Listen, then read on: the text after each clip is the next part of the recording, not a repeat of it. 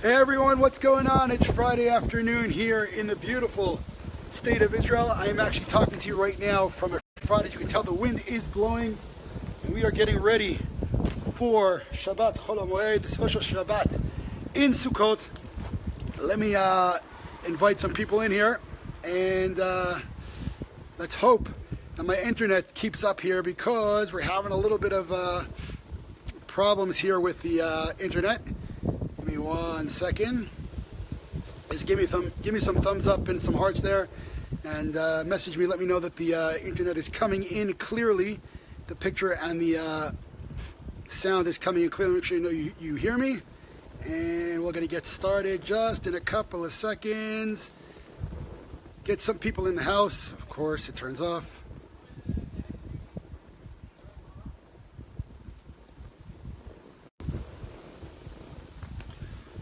Uh-oh, 1 second, we're having a little bit of problem here. Hold on. Here we go, we're back. All right, what's going on, Paulina, Larry, what's happening? All right, we're gonna get started. I wanna make sure that everyone can hear me. So there we go, we see got a bunch of people signing in right now. All right, we got it. All right, we're here. So it's been a while since we've done some Grilling Torah. And that's because we've had a lot of holidays in between. And but today I decided I got to do this and say hello to you. Yeah, it's a little bit windy. I really got to put some, I gotta invest in some better equipment. Anyone out there want to help me out with that, that would be great. But the truth of the matter is that I looked at the Torah reading today, and I'm like, what am I going to talk about? It's all karbanot, it's all, sacrifices and things we do in the Beit HaMikdash and in the temple, and what am I going to talk about today? And then I almost hit myself in the head, and I said, are you out of your mind? We're reading Kohelet. We're reading the Megillah of Kohelet. Kohelet was written by Shlomo, David HaMelech's son. We know that Shlomo HaMelech was the wisest man alive. And Kohelet, if I had to put it in a very short, concise message, is basically telling us how to survive in this crazy, crazy world. And there's a lot of quotes in Kohelet that, every time I read it, it really boom, of course. I know my father, this is his favorite Megillah. And, after reading it, it's not hard to understand why this is somebody's favorite Megillah. I mean, the message here is really, really unbelievable. Let me put the pan down. Let's get started. Okay, so we got Otzah Midrashim right here. And Kohelet we read, for those who don't know, we're reading it on Yom Kippur, on Sukkot, on Shabbat Sukkot, which we're going to be celebrating literally in a couple of hours. And just to start it off, for those of you who have never heard of what Kohelet is, it's a Megillah. It's one of the Megillot. We have, Megillat Esther, the Book of Esther, Eicha, Lamentations, and one of them is Book of Ruth, and one of them is the Book of Kohelet.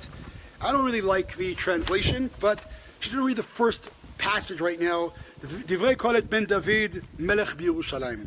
Okay, these are the Divrei Kohelet. We'll explain Kohelet in a second.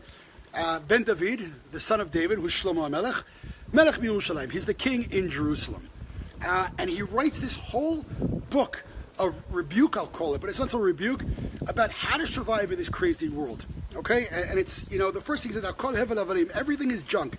Everything is garbage. Right? So, if I would have said everything, said money stinks. Well, I don't have any money, so that's easy for me to say. But Shlomo HaMelech was one of the richest people alive.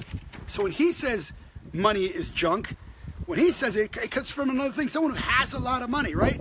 So, someone who's wealthy, they're not throwing away their money. They're wealthy and they're watching over their money, right? Again, someone who doesn't have it says it's junk, no big deal. But someone who has the ability to live really, really wealthy, and they don't live, they live comfortably. They don't, not showing off. That's a whole different story. So it says like this. Unbelievable. Mashayahu shiyeh, what was will be. Umashenasahu yasen, what was done in the past is what will be done in the future. Ven kol chadash tachat Hashem, and there's nothing new under the sun, right? Nothing new under the sun. So you can say, what do you mean there's nothing new under the sun, right? They didn't have Google 50 years ago. They didn't have cars that go 5,000 miles an hour 50 years ago. They didn't have all the things that we have today. How about you say En Chadash Tachat HaShemesh? So one of the things that I talk when I talk to students is I say, remember when you were like, I don't know, 6? I remember when I was 6 years old, I played with Tinker Toys, Lincoln Logs. I don't know, depending how old you are, you might not remember those things. You might remember those things. But we had our toys, right? And then when you turned a certain age, it moved into like what is that? What are those pocket games called? The PSP and the Sony and all these games. I remember when I was very young, in Pesach, I believe I asked for roller skates or ice skates at the Seder Pesach for a present, and I wasn't getting it, and I really made a crazy, crazy scene there, and I went crazy, and I ruined the meal, because when I was at that age, it was the most important thing in the world. But now I'm older, and I'm mature, and I think, oh my gosh, how did I do such a thing? Okay, that's wonderful, but when you were 14 or 13 or 12, so roller skates were important. When you're 15, the PlayStation's important. When you're 17 or 18, your car's important. When you're 21, this is important, and that is important, and you can keep going. The question is, in other words, the difference is not that things have gotten any more important, the toys have just gotten more sophisticated. So when he says, Akol Hevel Avlim, there's nothing new under the sun, he's meaning you change your toys. Nothing, got better or worse. You just change your toys to more sophisticated toys. So that's when he sees En Chadash Tachat HaShemesh. Back 200 years ago, they were playing with different toys, right? So today we have, a very fancy car. Back then it was a very fancy horse. But here Shlomo HaMelech says, En Chadash Tachat HaShemesh. History goes over, it repeats itself. And just because we're worried right now about X, right? I remember when I was in high school, I was very worried about making the hockey team, right? I was very worried about making the basketball team, right? I was very worried about getting this job or getting that job or getting into the school or getting to that school. And then later on in your life, it's like not a big deal, right? So it says here's the following. This is unbelievable. This is really, when I read this, it's truly unbelievable. Feel free to share this out, by the way. V'od raiti. Shlomo HaMelech says, I've seen in my life, Tachat HaShemesh, under the sun, meaning in this world, Makom, a place, Hamishpat, Shama HaResha, I've seen a place of justice where their evil reigns, Umakom HaTzedek, and a place of justice, Shama HaRasha. I saw Mishpat, right? It says justice and evil reigns, and a court system and their evil reigns. Well, making a court system is one of the 7 commandments of Noah. So what does it mean that you saw a place of court and their evil ruled, and you saw a place of justice and there is evil there? How could justice equal evil? Amar Tani B'libi, Shlomo HaMelech says in his heart, Et HaTzadik v'et HaRasha, both the righteous person and the evil person, Yishpot Elohim, God will judge, Ki et l'chol chefetz, there's a time for everything, V'al kol ha'maseh sham, and their God will judge everyone. So that's a little bit of a really crazy statement. I've seen justice, and there's where evil reigns. If there's justice, how could you call it evil? Well, I think today we see this, as flat out obvious as we can see it. Just because you set up a system of justice doesn't mean that will be good or bad. It means you put up a system of justice to judge people in your community. But the question is, how are you judging them in your community? Again, I'm going to give a radical example so that you all can understand this. If you're in Germany in 1941 and you're saving Jews, you will be tried in a court in the Nazi regime, and you'll be found guilty and probably death penalty for saving Jews, right? And so we see that not always in a system of justice, quote unquote, is it something that's positive, right? Just because you have judges who might be putting on cloaks or might be putting on, wigs on their head, doesn't make it right or wrong. Okay, so he's saying, Shlomo HaMelech says, I've seen system of courts and rule where evil reigns. Just because you have a judicial system doesn't mean it's good or bad. It depends upon what morals you're judging on. Right? So watch this, it's unbelievable. Here goes. Ki mikra b'nei Adam, u'mikra be'ema, u'mikra echad lehem. There's animal life, and there's human life, and it's the same thing. K'mod zeh, k'mod zeh. That one dies, this one dies. V'ruach echad l'kol, and there's life force to everyone.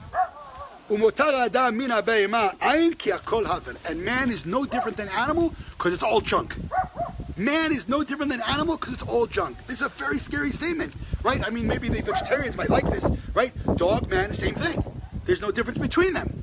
Well, what do you mean there's no difference? I'm much better than a dog, right? And no, everyone out there, we're much better than a cow. We're much better than... Of course we are. Well, why? Why are we much better than a dog and a cow? What is the intrinsic difference between me and a dog? It's not that he walks in front, I walk in two. He barks, I talk. Is that it? Right? So Shlomo HaMelech is saying, think about it for a second. There's no difference between animal and man. In fact, if I was going to really push this point to the end, think about this for a second. Who has an easier life? Right? A dog gets up in the morning, if it's sleep wherever, sleep on the couch or in the bed or in a dog house, right? Goes out and eats breakfast and runs around in the garden and does its thing and, can find another dog and do whatever it wants to that dog and eat whatever it wants. And then it gets back and relaxes and there's no consequence, moral consequence. There's no, responsibilities. There's no, I got to go to work for 10, 12 hours a day. It's just enjoying life. Think about it for 1 second. Look what we do most of our days. A dog relaxes most of its day. What do? We go to work. Right? We have to go, and whether you're working, whatever you're working at, right? You're there for 10, 12, 15, 18 hours a day. So a dog's life seems to be much better than a human life. So Shlomo HaMelech here says there's absolutely no difference between an animal and a human. Watch this. I've seen all of the efforts that man puts into his work. Right, and all the talents. That causes jealousy between man. And that is also garbage. It's stupidity. Shlomo HaMelech throws it out. It's nothing. Right? So what is he saying basically here? He's saying nothing in this world tangible really counts. It doesn't count. Who are we? So I say to people, anyone out there, even listening right now, and again, everyone please share it out. Feel free to share it out. Anyone out there know the name of their great grandfather or grandmother? And if you say yes, do you know the name of your great grandfather or grandmother? Anyone?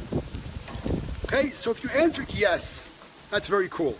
But if your answer is no, we don't know the name of our great grandfather or great great grandfather or great great great great grandfather. I doubt anybody knows. Right? Well, what does that show us? Does that mean their life was a waste if nobody remembers them? Were their little decisions in their life a waste because we don't remember who they are? Right? It's a scary thought. Who are we? Who are we? Are your grandchildren, great-grandchildren going to remember you at all? Your name. Forget about what you did. Even your name. And the point is, we don't remember our great-great-grandparents. So what does it mean in terms of little decisions? Why don't we remember them? You could be sure the Chafetz Chaim, one of the great rabbis of the last generation, or 3 generations, their great-great-grandchildren know who they are. And Abraham, Isaac, and Jacob, we know who they are. And Moshe, and David, and Shlomo, and Solomon, and Joseph, we know who they are. Because they were important, but they weren't important because of which iPhone they used, or which Android they used, or what car they drove. Now, the truth of the matter is, if we look at the forefathers, they were wealthy. King Solomon, which we're talking about right now, was one of the wealthiest and smartest person in the world. Right? And he had everything he needed. But that's not why we remember him at all. So Shlomo HaMelech is saying that everything is garbage. Well, then what are we doing in this world? Why go to work? Why do anything?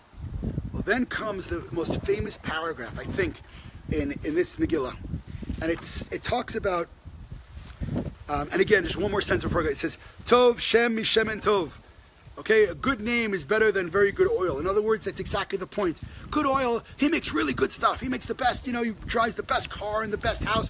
It's nothing wrong with that, but that's not who you are in essence. Tov Shem Mishemen Tov. A good name is better than good oil. A good name, a good person is better than all the money in the world in terms of what he's saying. And then he says, V'yom ha'mavet, v'yom hivaldo. The day you die is better than the day you're born. What? What? We don't celebrate death. He's saying no.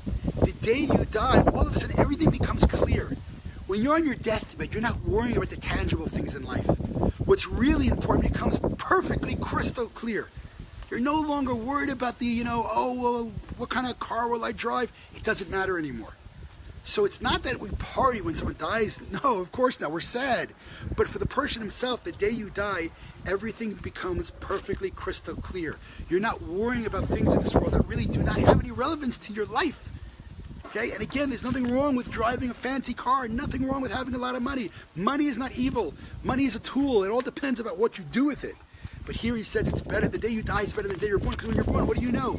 You eat, you drink, you go to the bathroom, and everybody serves you. You don't know anything. The day you die, everything becomes clear. Tov lalechet el beit evel, it's better to go to a mourning house, a house with his death inside, milechet el beit mishteh, to go to a bar, to go to a party. Why? Bashehu sof kol adam, because at the end of the day, beit evel, you know where you're going to end up. Everybody dies. Yitena libo, it'll bring it into his heart. You go to a Beit Evel, you go to a mourning house, you go to a house of where someone died, you think, oh my goodness, you know what, everybody ends up here. I gotta fix something in my life. I gotta do things that are important in my life. Not just party all the time. And partying is important, by the way. Chag, we have holiday. To eat, drink, and celebrate. Nothing's wrong with celebrating. But when you go to a Beit Evel, when you go to a mourning house with his death inside, all of a sudden things become, boom, I gotta check out what I'm doing in life. Now, this is all very nice, but what am I supposed to do with this? Does that mean I shouldn't have a car? I shouldn't buy nice clothing? No. So there's a paragraph right in the middle, which I'll call the time essence paragraph.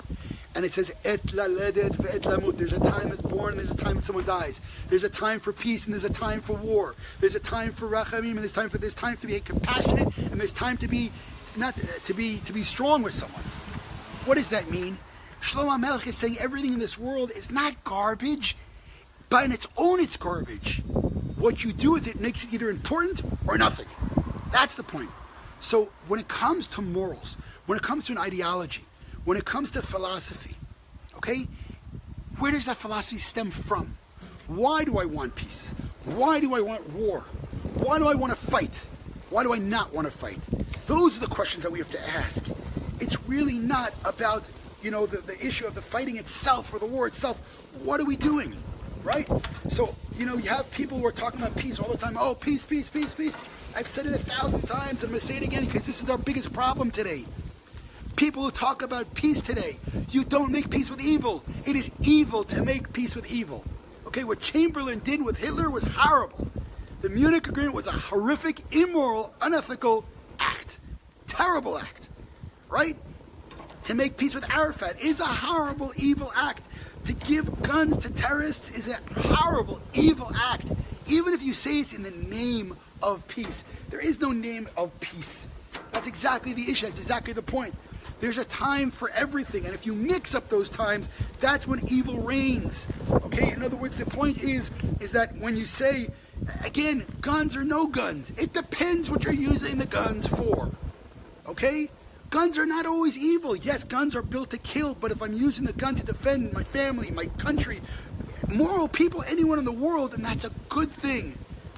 I wish we wouldn't need guns. That's absolutely. I wish we wouldn't need guns. The Jewish end game is when you're using the weapons of war as farming tools. So we will have no need for them. Okay? Everything is in balance. Shlomo HaMelech, King Solomon says there's a time to fight and there's a time for peace. There's a time for love and there's even a time for hatred. You should hate evil. Okay? It doesn't mean you go around killing people of your own. No, that's not what I said. Okay? But the point is, David HaMelech says this world in itself, in its essence, is zero. Hakol hevel avalim. The things that we're running after, the money that we're running after, the fancy cars, whatever it is, it's all hevel avalim. It's all junk. Unless you use it for something that is valuable. How do you define valuable? Well, that's exactly how this book ends. How Shlomo HaMelech defines. And this is the most important passage to listen to this. Here we go. Listen to this. Sof davar. At the end of the day. Sof davar. At the end of the day. Hakol nishma et Elohim. Everyone's going to hear Kadosh Baruch Hu, God. Yira will have all of Kadosh Baruch Hu, all of God. Vet mitzvotav tishmor. We're going to keep His commandments. Ki ze kol ha'adam. That is all of man. There is nothing else. So the point is, the only thing that differentiates me from a dog, you from a dog, from a cow, from a cat, from anything, from a cockroach, is our soul. That moral consequence that we have, those rules of morality that we have, is the only thing that differentiates man from animal. And we say it every morning in Judaism. Man is no different than an animal. Just the neshama, the soul is the only that differentiates us. Hakol Haven, everything is junk that Shlomo Melech talks about. The only that differentiates us from animals is our soul. And therefore Shlomo Melech says, Yesh et, for everything, there's a time for everything. How do you know what the time is? That instruction is given out by Kadosh Baruch Hu. That instruction is given out by God. That instruction is when should you fight and when should you make peace? And if you mix up those two issues, if you're fighting when you should make peace, or you're making peace when you should be fighting, that is the essence of evil. That is the essence of evil. If you're compassionate when you should be cruel, and if you're cruel when you should be compassionate, that is the essence of evil. If you kill when you should keep alive, or you keep alive when you should kill, that is the essence of evil. Okay? And again, therefore, anybody talks about, waving a peace flag, that's immoral. Peace is only important. Peace is only valuable when it belongs in the right place. You don't make peace with evil. So we're about to start, I have to go to the mikveh, we're about to enter Shabbat here, of Sukkot, and I want to wish everyone a Chag Sameach. Again, the essence of Sukkot is exactly this. Why do we read this book on Sukkot? Because we're coming out of our homes.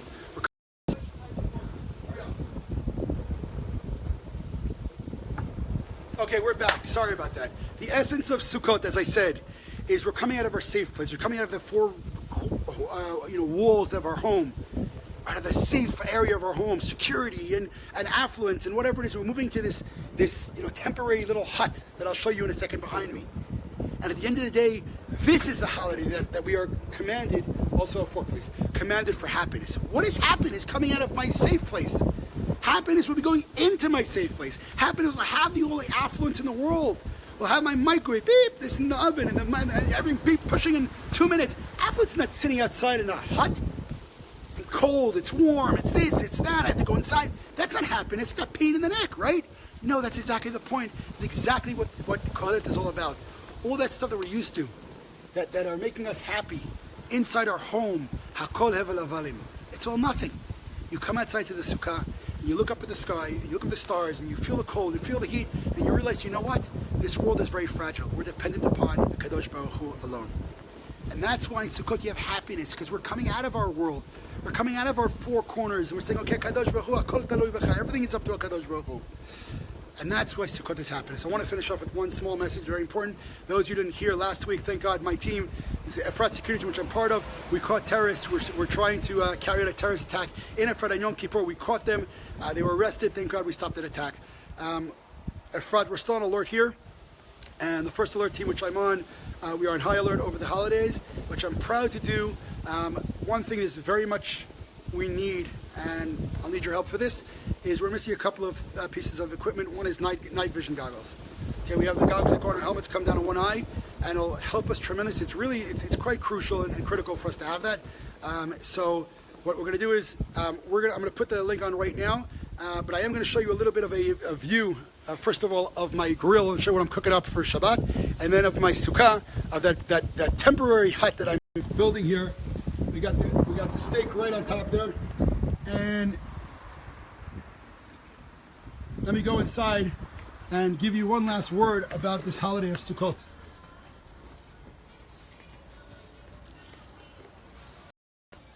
So as you look around me, I'm in actually the sukkah now. We got a beautiful sukkah here.